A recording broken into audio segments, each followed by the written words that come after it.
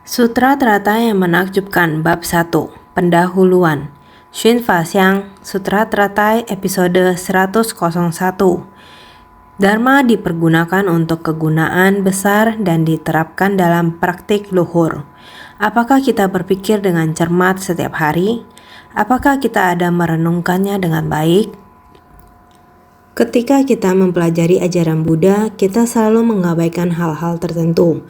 Kita selalu menganggap bahwa selama kita mendengarkan Dharma, asalkan kita tahu Dharma, itu sudah cukup. Bukan begitu. Sesudah kita mengetahuinya, kita perlu menghayatinya.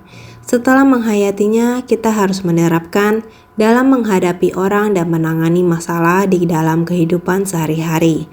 Ketika sesuatu yang menguntungkan kita terjadi, apakah tubuh dan batin kita begitu senang sehingga kita melupakan segalanya yang lain?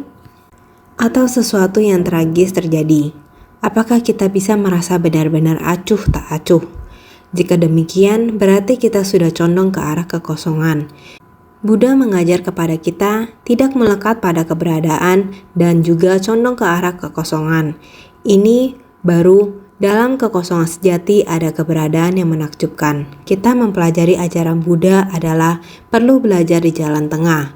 Setelah mempelajarinya, kita harus bisa menerapkannya. Menerapkannya pada apa? Untuk kegunaan yang besar. Kita harus menerapkan dalam kegunaan besar. Kita masih memiliki kekuatan yang tersisa. Kita bukan hanya mencintai orang yang di sisi kita. Kita masih memiliki kekuatan yang tersisa untuk mencintai semua makhluk dan hal-hal di dunia ini. Kita seharusnya memiliki cinta besar tanpa pamrih seperti itu. Ini adalah niat pikiran dari Buddha untuk membantu semua makhluk bisa memahaminya. Misalnya, ada seorang pengusaha. Bisnis miliknya sangat besar. Di Tiongkok, ia memiliki banyak perusahaan afiliasi. Dia juga punya banyak karyawan. Meskipun bisnisnya sangat sukses, dia hanya memiliki satu penyesalan. Ia memiliki seorang putra, tetapi putranya tidak tertarik pada bisnisnya. Namun, ia memiliki harapan besar, berharap putranya akan mengambil alih perusahaannya. Jadi, terkadang ketika ia mengunjungi saya dan berkata, "Guru, jika putra saya bersedia menggantikan saya, tentu saja saya dapat melepaskan bisnis, sehingga saya memiliki lebih banyak waktu untuk membantu Anda." Ketika saya mendengar ini, saya merasa ini adalah kekurangan dalam hidup manusia. Suatu kali, ia membawa putranya ke sini. Ketika putranya datang, saya bertanya kepadanya, "Mengapa kamu sama sekali tidak tertarik pada bisnis ayahmu?" Dia berkata, "Sejujurnya terhadap usaha seperti ini saya sama sekali tidak tertarik. Kalau saya melihatnya saja, kepala saya sudah terasa pusing." Lalu saya bertanya kepadanya, "Hal apa yang paling kamu minati?"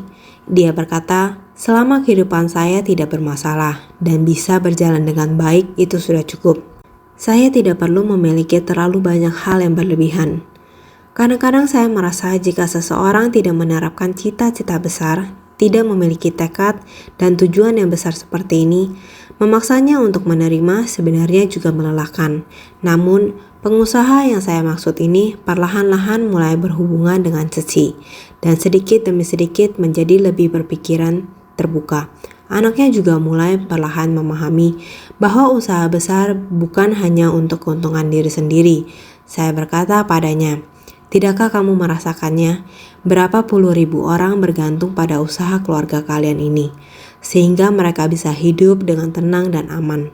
Pernahkah kamu memikirkannya?" Dia berkata, "Saya belum pernah memikirkannya, tetapi saya bisa mempertimbangkannya lagi." Kemudian kelihatannya sudah mulai memperhatikan apakah bisa dilanjutkan seperti ini, namun masih belum benar-benar memahami. Hubungan ayah dan anak di dunia ini memang seperti itu. Para orang suci yang telah meninggalkan hal duniawi sama seperti Buddha juga demikian. Beliau memiliki kekayaan Dharma yang tidak terbatas, yang dapat diberikan kepada sangat banyak putra Dharma. Namun, apakah para putra Dharma ini bersedia untuk menerima? Para suci yang telah meninggalkan hal duniawi memiliki hati yang mengandung Dhamma yang agung, namun tidak selalu dapat membagikannya kepada para putra Dharma, agar mereka dapat mendengar, dapat masuk ke dalam ajaran, dan dapat mencapai pencerahan. Bahkan makhluk biasa, manusia awam, ketika mendengar Dharma Buddha juga merasa sangat gembira, namun seringkali hanya berusaha menyelamatkan dirinya sendiri saja. Lihatlah, walaupun ada yang mengikuti Buddha untuk menjadi biksu, mereka hanya berusaha memahami Dharma demi satu tujuan, yaitu setelah memahami ajaran, mereka ingin melepaskan diri dari berbagai penderitaan dan kekhawatiran duniawi. Sikap seperti ini disebut hanya mementingkan keselamatan diri sendiri, atau mereka yang memiliki kapasitas besar akan berkata, setelah saya mendengarkan ajaran Buddha, jika saya dapat menumbuhkan kebajikan untuk melepas diri dari 6 alam kelahiran kembali dan melampaui 3 alam rendah, itu sudah cukup bagiku. Orang-orang ini juga bertindak hanya untuk diri mereka sendiri, bukan demi seluruh makhluk hidup yang ada di dunia. Ini disebut keuntungan diri sendiri. Manusia biasa hanya ingin keuntungan dirinya sendiri. Mereka tidak ingin juga menguntungkan orang lain. Ini adalah praktisi kendaraan kecil, baik Pratyeka Buddha ataupun Swaraka. Jika mereka jadi monastik seperti Buddha dan hanya menetap di tahap ini sungguh disayangkan. Jadi, mereka melekat pada kekosongan dan ketenangan, bukan pada keberadaan. Mereka rajin tetapi melekat pada kekosongan. Kondisi batin hening dan jernih, tetapi mereka kurang apa yang datang setelahnya. Tekad yang luhur dan luas. Karena seseorang berkeinginan untuk berlatih, mereka harus memiliki tekad yang besar. Harus sangat besar. Harus membangkitkan tekad luhur dan membangun ikrar agung. Bangkitkan tekad dan bangun ikrar. Teguh tak tergoyahkan. Lihatlah para pendamping Buddha di ladang pelatihan. Seperti Manjusri, Samantabhadra, Maitreya, dan Avalokiteswara.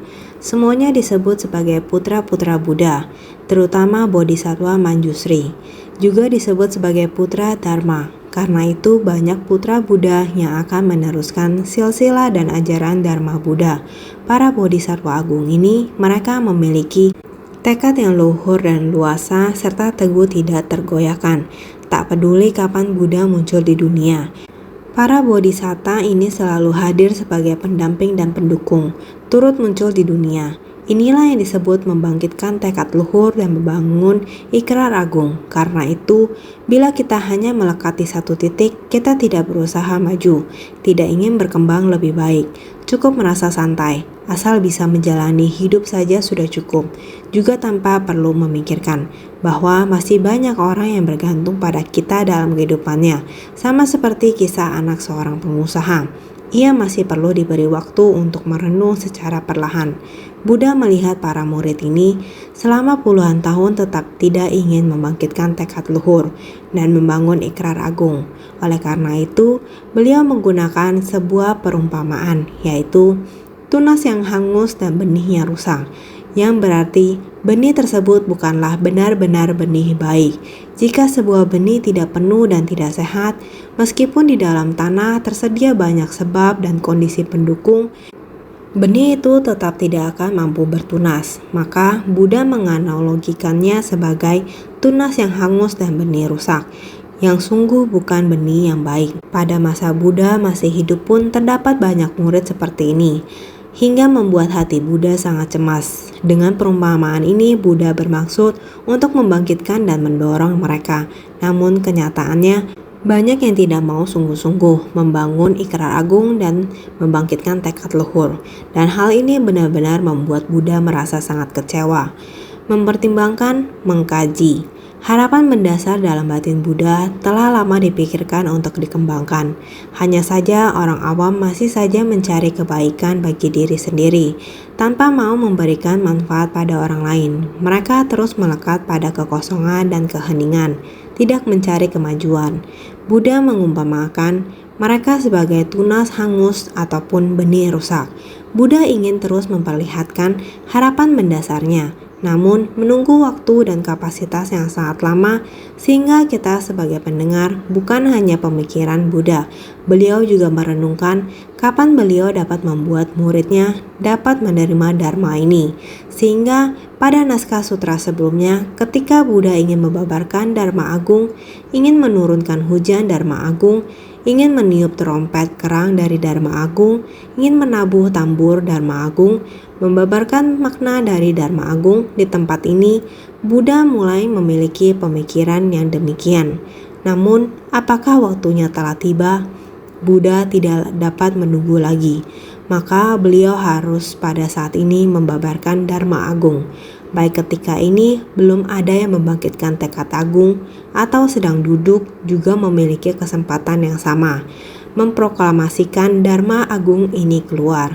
Dengan demikian, setidaknya orang-orang ini dapat menanam sebutir benih sukacita dalam hati mereka. Ada orang yang setelah mendengar Dharma merasa sukacita, memberi hormat lalu pergi. Buddha merasa bahwa turut bersukacita atas jasa kebajikan yang dilakukan orang lain itu pun sudah baik. Pada saat ini, bagaimanapun juga ajaran ini harus disampaikan. Dengan harapan setelah mereka mendengarnya, mereka dapat merasa sukacita dan menerima ajaran itu. Oleh karena itu, dalam pertemuan Dharma itu, terlepas dari apakah setiap orang sudah membangkitkan tekad agung atau belum membangkitkan tekad agung, karena waktunya telah tiba, maka Dharma Agung tetap harus dibabarkan. Masih ada pula sebuah harapan, yaitu berharap agar mereka yang berkapasitas kecil dan terbatas setelah mendengar Dharma ini diharapkan mereka dapat merasakan sukacita dan menerima ajaran tersebut bagaikan memperoleh air Dharma laksana embun manis yang menyirami dan menyuburkan batin.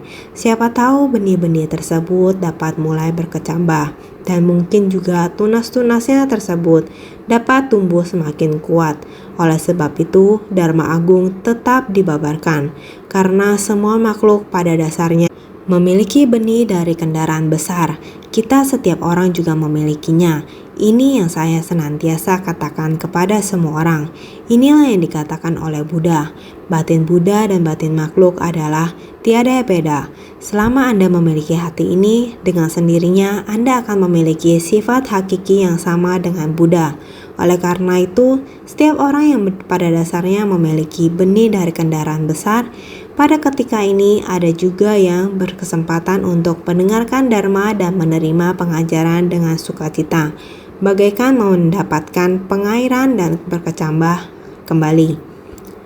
Pada dasarnya mereka memang memiliki benih dari kendaraan besar, makanya membabarkan Dharma Agung ini adalah seperti menurunkan air Dharma Agung. Oleh karena itu, Sang Buddha ingin menurunkan hujan Dharma Agung, meniup sangkalala Dharma Agung. Pada saat ini, jika tidak segera mengatakannya, ini akan terlambat bagi Buddha, sedangkan bagi para makhluk yang diajarkan hampir sama. Orang yang membangkitkan tekad luhur dapat segera membangkitkan tekad luhur dan membangun ikrar agung. Bagi orang yang memiliki akar kapasitas sedang, mungkin saja mereka juga dapat mulai menerimanya. Belum lagi Dharma ini dapat diwariskan hingga generasi mendatang. Oleh karena itu, Buddha menurunkan hujan Dharma Agung. Bila ingin memperkuat doktrin ajaran dari kendaraan besar, mesti meniup sangkalala Dharma Agung dan memukul genderang Dharma dengan keras, mengguncang keras sifat Dharma yang semula dimiliki, menuju Dharma Agung yang paling akhir. Itulah sebabnya Buddha mengungkapkan harapan mendasarnya. Berharap semua orang dapat berjalan menuju ke arah ajaran dari kendaraan besar. Jadi, semua orang harus membangkitkan tekad luhur. Orang yang dapat memulai praktik luhur dan mewujudkan karya luhur disebut pria. Selanjutnya, pria yang sempurna dalam segala dharma bajik, baik duniawi maupun non-duniawi disebut pria berbudi. Sebelum mengatakan pria berbudi, sebenarnya pria berbudi adalah orang yang benar-benar menjadi seorang pria, harus memiliki keberanian dan dapat memulai praktik luhur dan mewujudkan karya luhur. Ini disebut sebagai pria. Pria adalah lelaki. Pria sejati harus dapat memikul tanggung jawab, harus memikul tanggung jawab keluarga, memikul tanggung jawab dari masyarakat, kemudian membangun ikrar luhur yaitu memikul tanggung jawab dunia, maka dapat sempurna dalam segala dharma bajik. Ini disebut sebagai pria berbudi. Ini disebut sebagai pria sejati. Hanya dengan memikul tanggung jawab keluarga atau tanggung jawab karir sendiri, ini dinamakan sebagai pria. Bagaimanapun ini hanya untuk diri sendiri. Namun, jika dapat berbuat sampai cinta kasih tanpa pamrih demi memberi manfaat kepada dunia, inilah yang disebut sebagai melakukan dharma bajik duniawi. Ini disebut sebagai pria berbudi, juga disebut sebagai pria sejati. Para pria berbudi, aku pada diri dari para Buddha lampau pernah melihat tanda-tanda istimewa ini. Setelah memancarkan cahaya ini, mereka segera membabarkan Dharma Agung. Dari itu, hendaknya diketahui kalau Buddha sekarang menampakkan cahaya, juga demikian adanya. Sutra Teratai bab 1 pendahuluan. Ini adalah Bodhisattva Manjusri yang menyapa Bodhisattva Maitreya. Para pria berbudi, aku, Manjusri, pada diri dari para Buddha lampau pernah melihat tanda-tanda istimewa ini. Bodhisattva Manjusri juga dengan ini mengatakan bahwa saya sebelumnya ada melihat bahwa Buddha sebelumnya juga seperti ini, duduk meditasi dan memancarkan cahaya. Setelah memancarkan cahaya, lalu mulai membabarkan Dharma Agung. Inilah semua Buddha memiliki ajaran yang sama. Setiap Buddha akan menunjukkan tanda agung sebelum berkhotbah dan membabarkan Dharma Agung. Jadi kita semestinya harus mengetahuinya. Sekarang harus tahu bahwa Buddha saat ini juga sama memancarkan cahaya, mengeluarkan cahaya, juga sama ingin membabarkan Dharma Agung. Dikarenakan ingin membuat semua makhluk mendengar dan memahami Dharma yang sulit diyakini oleh seluruh dunia, makanya menampakkan tanda-tanda istimewa ini. Sutra Teratai bab 1 pendahuluan. Anda ingin bertanya, alasan mengapa Buddha mengeluarkan cahaya? Yang saya lihat di masa lalu adalah seperti ini. Saat ini, Buddha Sakya juga harusnya seperti ini.